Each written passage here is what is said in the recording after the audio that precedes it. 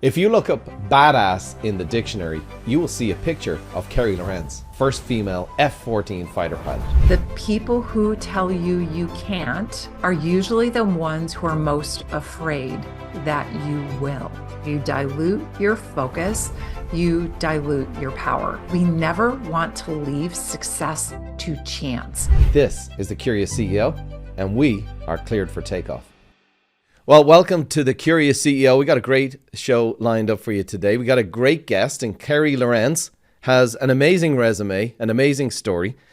She was the first female F-14 fighter pilot in the US Navy. She's a motivational speaker, a leadership consultant, best-selling author, and most impressively does all this as the mom of 4. So I don't know how you do it all, Carey, but we're excited to hear from you today. Welcome to the Curious CEO.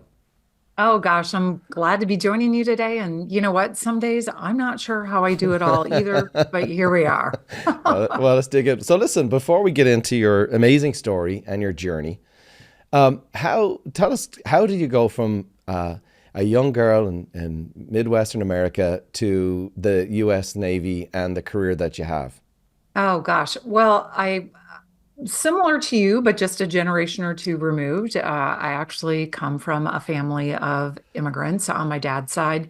My grandma came over from the Netherlands, and my grandpa's family came over from Hungary. Interestingly enough, on the USS Carpathia, which just a couple of years later rescued everybody from the Titanic. So that's a little trivia night tidbit there.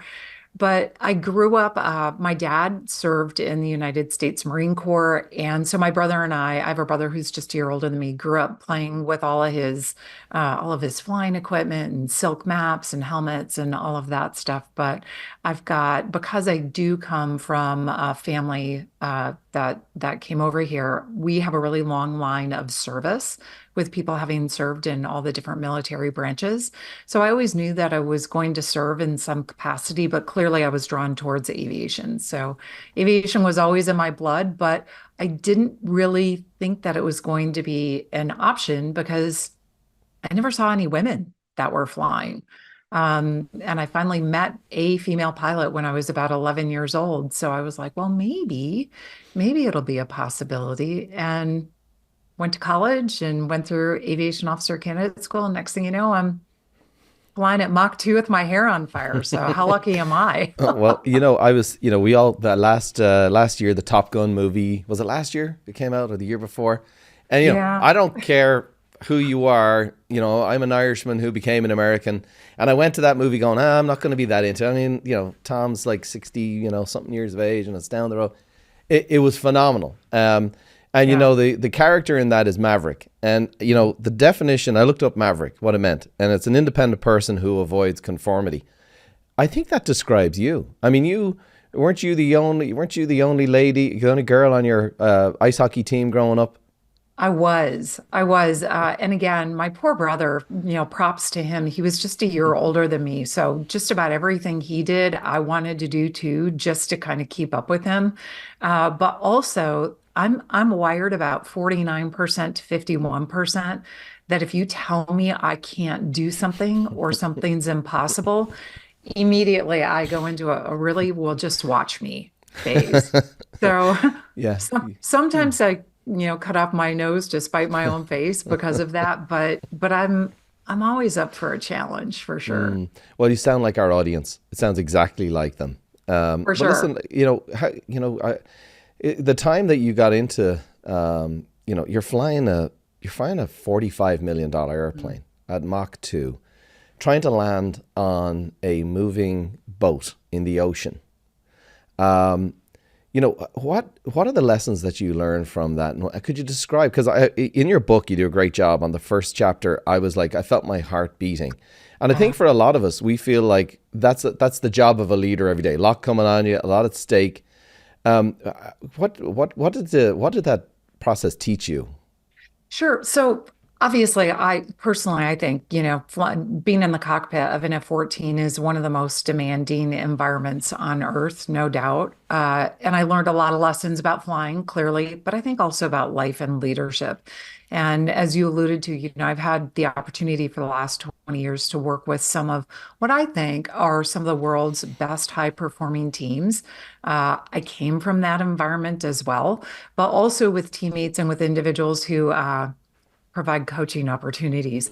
Myself, definitely on more than one occasion, I promise you, but no different than you. We always had to figure out, how do you achieve what can feel like it's impossible? How do you achieve these goals that maybe you have set for yourself, that your clients have for you, or even the expectations that your family has of you?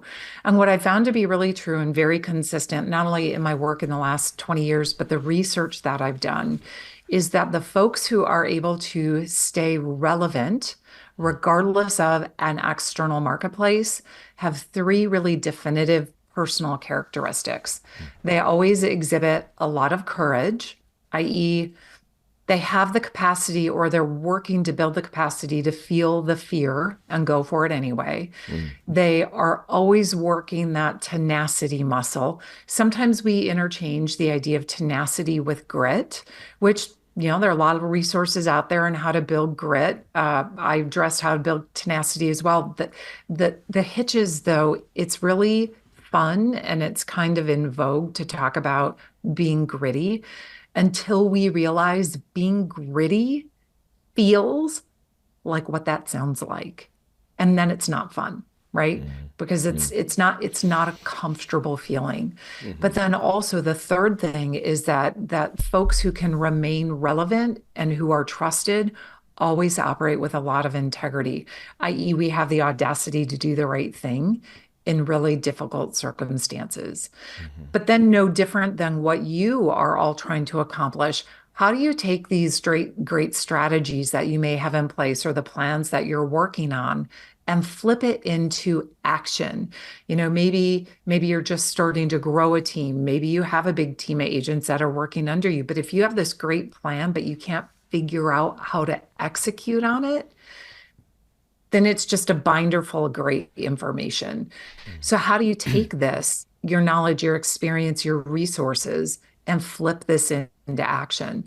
Because what I look at is that not only should your plans and your processes be the underpinning of support to help you achieve your goals, but it's also there to help you build resiliency, so that when you find yourself in a market, one could say like today, where things are a little challenging, that you have resiliency, not only within yourself, but within your teammates as well, so that when the market does pick up and it's on fire, you're well positioned to be successful. That's great. Great stuff. So let me get into the cockpit with you, because I think, everybody here who's on this call is kind of, they're in the cockpit, and some of them have a bunch of people behind them who are looking over their shoulder, and depending on that leader to lead the right way, to do the right things, to provide all that structure. When you're landing a plane going from at 170 miles an hour coming into land in a short strip, there's a lot of tensions, a lot of adrenaline. There's also a lot of voices in your head. And I think with teams too, we can get a lot of, the voices in our head can be other people's worry. It can be the news. It can be, we were talking about it, and I wish you guys had been here before the call. We had an amazing call. But, you called it the doom scrolling. You've all these distractions. And if you can, how do you land a plane and how do you maintain your focus in the cockpit? Well, you have sometimes these well-meaning people where you have to decide to listen or not to listen. Right. So this is the stuff that we think about before we ever step into the airplane. So I think it's really easy right now to really drop anchor and, like what we were talking about doom scrolling. So whether you're reading about nonstop, market volatility, or, maybe a really low inventory in your geographical area, economic uncertainty, we're all trying to figure out, how do we adapt to this different technology? There are a lot of things that are pulling on us. At the same time, trying to manage the clients that we may have, what their expectations are. So there are all these things that if we let our focus get pulled in a million different directions, we dilute our power. So one of the Mm, things I always like to say is we have to figure out how do we focus on what matters most? Because if you dilute your focus, you dilute your power. And the time to think about that is actually before you pick up the phone, before you send an email, before you get in your car to go and drive to meet with a potential client or even a current client. So it's this idea of relentless preparation that once we get in the midst or in the mix of, let's just call it really specifically landing on the aircraft carrier, we know exactly what we are going to focus on. And we're just going to focus on three things because we know that if we intentionally focus on the three most important things, that will exponentially drive up our chances for success. If we're just hoping and thinking, hey, I hope it goes well today, we need to be hopeful. We need to have a really good positive attitude about how we can make a difference and make an impact, but hope can't be our only strategy. mm, So we're planning for what are the things that maybe on a call or on property with a client, what are those things that could affect us negatively? We Naval aviators are actually some of the world's best risk managers because we are always thinking about what is the worst case scenario. We're great catastrophizers, right? What's the worst case scenario? What are the threats? Let's talk about it. And then what are our resources so that when we finally launch, we're able to really adapt and overcome any situation that we're in. The mm. critical piece of this, though, is that once we're done, once we get back to our office, once we get back to our home office, once we get back in front of our team, if it went well, we're not like, woo, high fives all around. We're awesome. Aren't we great? That's great. Let's hope the rest of the day goes like this, right? Immediately, we're debriefing on what worked, what didn't, and why, because we never want to leave success to chance. And that's how you build in a sense of agency or a sense of focusing, having the ability to focus on what I call your span of control, Mhm. because you're constantly thinking about it and you're preparing for not only, again, the things that could go wrong, but always the things that could go right. And we're constantly learning in bit by bit, not waiting for the big things to happen. That's brilliant. When you're saying all that, what I hear is I had a mentor who was in the Navy and he was an XO. And he used to say to me, plan and prepare in peacetime, bleed less in war.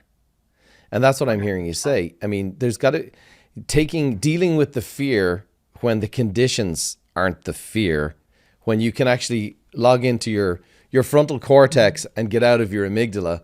I really love that thought. And also the debriefing. It's like, Oh, it's okay, huge. to plan and prepare on paper before you actually go and do, Yeah.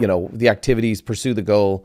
But then, and there's a lot of folks on here who have coaches, to use that opportunity to debrief, saying, this is what's working well. Here's what I learned from that. Here's what didn't go well. Because I guess part of it is failure. And, what do you have any advice on people when it comes to like failure and how to utilize that and how to maybe have a different perspective on that? Yeah, gosh, we are such a society, I think, that only gives lip service to failing. Just small percentages of people will say, it's okay to fail. We are so failure adverse or failure avoidant that we try to avoid it at all costs. But I'll share with you a little piece of insight on this. Failure is actually one of the most universally paralyzing things that we all suffer from, fighter pilots included. And when you get to be a high performer, it doesn't mean that you're no longer going to ever fear failure. I think that having that feeling and however that manifests in you, whether some people get a constant pit in their stomach, some people get, I call it a little bit of verp, that kind of comes up your throat or a little bit of a lump in your throat. I think it's good to feel that, a little bit of that every day. And here's why. If you are feeling that, what that protects you from is becoming complacent. And if you start getting too comfortable and you're like, no, I think we'll be able to figure it out, that's a really dangerous place to be because that means you're not continually preparing and looking around the corner for those things that could cut your business off at the knees. So I think it's important to recognize that we're all going to feel vulnerable at times, right? There's no doubt. There's no doubt in that. The challenge is, how are you going to be successful anyway? And right now, there are opportunities, right? There are opportunities out there. So we need to figure out how can we overcome our current circumstances instead of being overwhelmed by them. And the people that can do that effectively are the ones that are going to be well positioned, not only individually, but to bring their teammates along with them to find those little golden Easter eggs. And again, things are going to come back. And I know across the country, we're experiencing very different market situations. And if your particular geographic area is really being pressured right now, it's going to come back. Interest rates are going to come back down. The market's going to get flooded again. Be building good positioning right now so that you're in a great place to take advantage of that. And I think you can do that by going back and focusing on the basics, right? Focusing on what's under your control, because everything else, I promise you, it is just a distraction. It's a distraction. Well, I want to ask you about span of control in 1 second, but I have a question for you because I think this is a real deal. It's, in your journey, in your story, as you were going through the process of becoming a fighter pilot,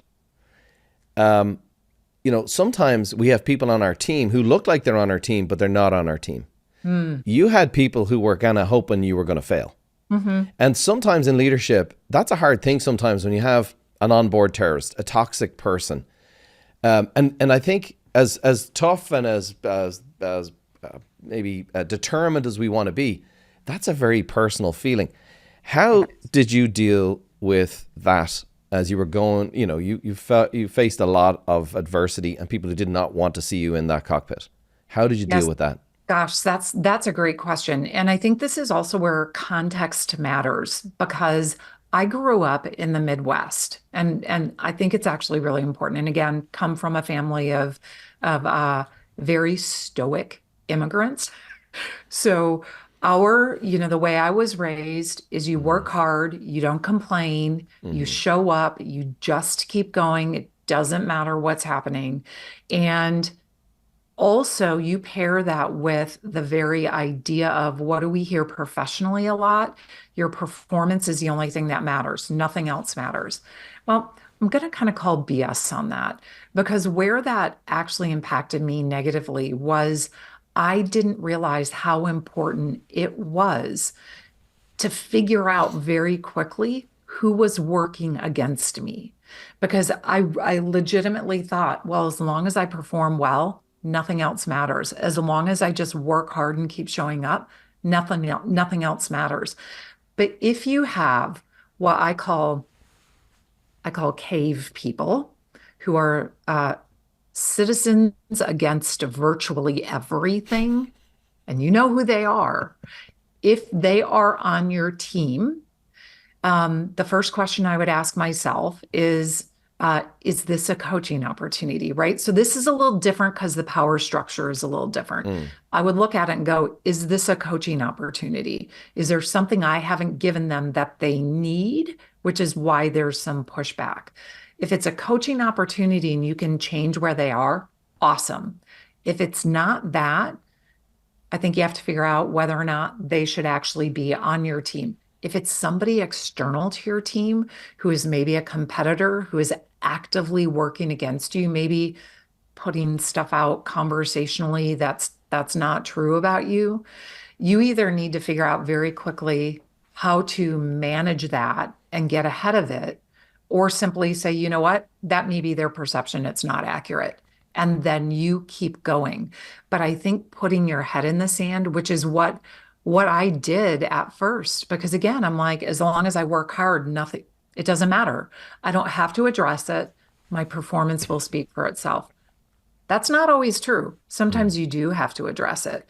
But mm, I think simply being aware of it can put you in a more powerful position of how you're going to handle it or how you're going to even outmaneuver it. But mhm, don't stick your head in the sand. Be aware of it and do what you can mm. to manage it for sure.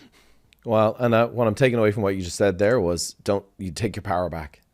Take your power back. Don't give Totally. away your power to people who are not cheering you on. They're not for you. Address it as best you can, but get back to what it is you're trying to achieve. And know that admittedly, and especially if it comes from within your own inner trusted circle, that does sting because it's easy to say it's just business. But if Mm, somebody's coming after you, it feels extraordinarily personal because it is.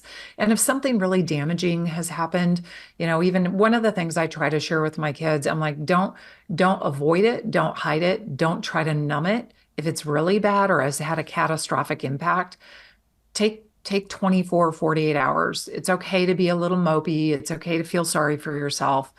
But mm, then honestly, you have to be able to put your big boy or big girl britches back on and keep going. mhm, Because if you give away your power and your agency, you're going to be sunk. And that's a life skill, right? mhm. Having that resiliency to get yourself out of victimhood and focusing on what you can control and looking for a positive way forward, that's a life skill. You may not necessarily solve it in a single day or in a week or a month, but every day that you can keep taking little actions to keep moving forward, I call it sometimes, some days it's in spite of, some days it's because of, right? Who knows? Who's to say which it's going to be? Regardless, take one action that keeps you moving forward so you don't give up your sense of agency. That's great. I know you talked about in your book about asking for help, and Mhm. have you been, who helped you? Who, I know you help people. Like that's your kind of job right Mhm. now is like you are that person for a lot of people. Our coaches are a lot of that for people. Who are the people who who helped you process those things or kept cheering you along? Yeah, I'm pretty fortunate. I have a pretty strong family system, and I think though that the answer is it depends. And it depends at what stage you are, what specific challenges you may be having. I think one of the things though that is really hard for all of us to really internalize because it's a painful lesson. One of the things my dad used to always share with me, he would always say, "Hey, just remember, there are going to be people who tell you you can't simply because you're trying." And it may be the people who are really close to you who are trying to protect you, who maybe you have big goals, maybe you have big dreams of growing a team. Maybe it's just you right now, but you want two or three more people to work with, or you want 20 or 30 more people to work with. But the people who tell you you can't or or that you won't are usually the ones who are most afraid that you will. So Mm, listen for that. Listen for that feedback. If somebody's constantly telling you you can't. Now, if it's one of your coaches that you're hearing from and they have a lot of experience and they're like, "Whoa, slow down a little bit on this." One of the ways that I even try to help people and that I listen for is the language of have you considered? If somebody's telling you something and one of my mentors is saying, have you considered that if you go hard up against this faction, what could happen?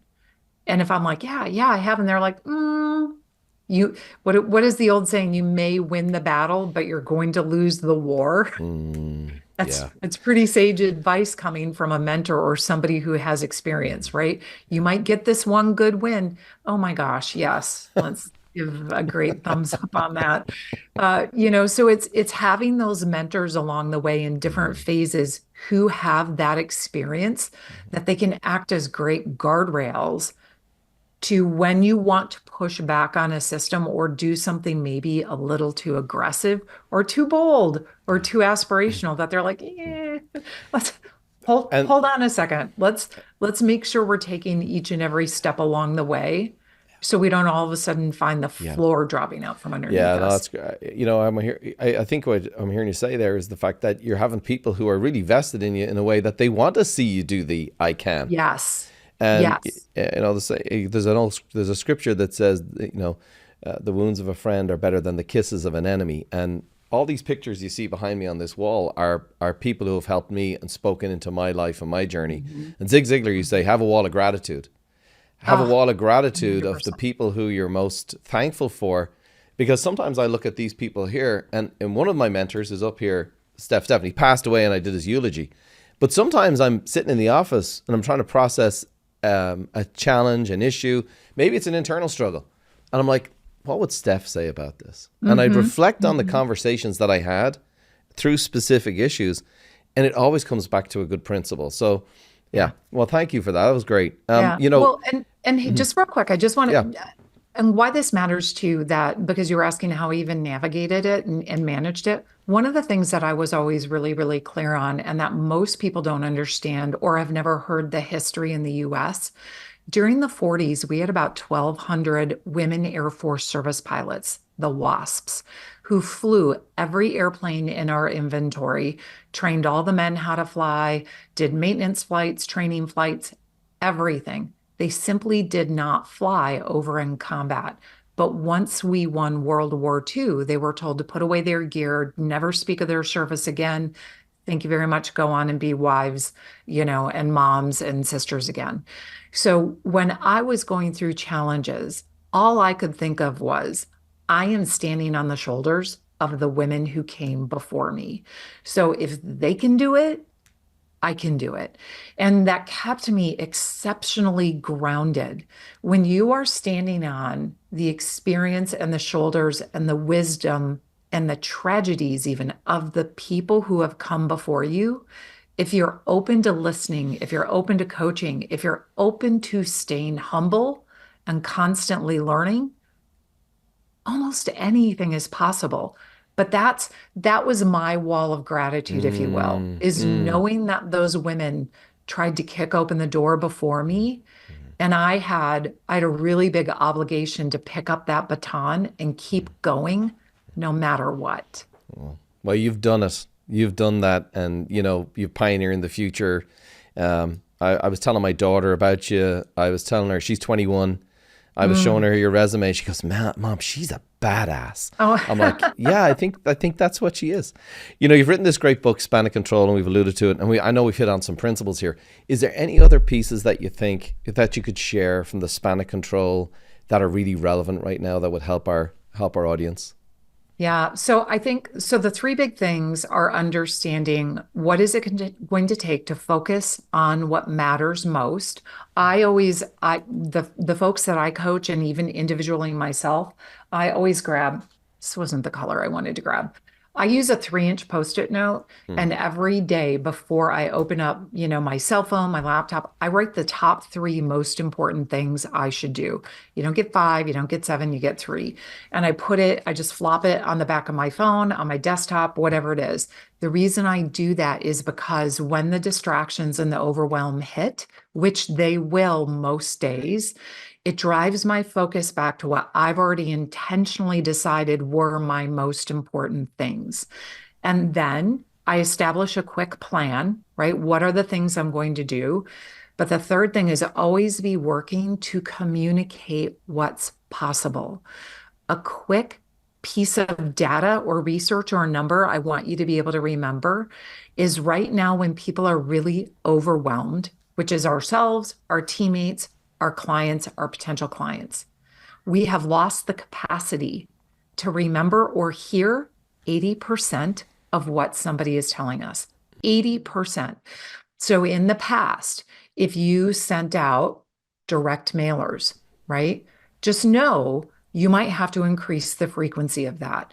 If you're emailing your clients, just know you are not over communicating if you are now ramping up the tempo with which you are reaching out to them.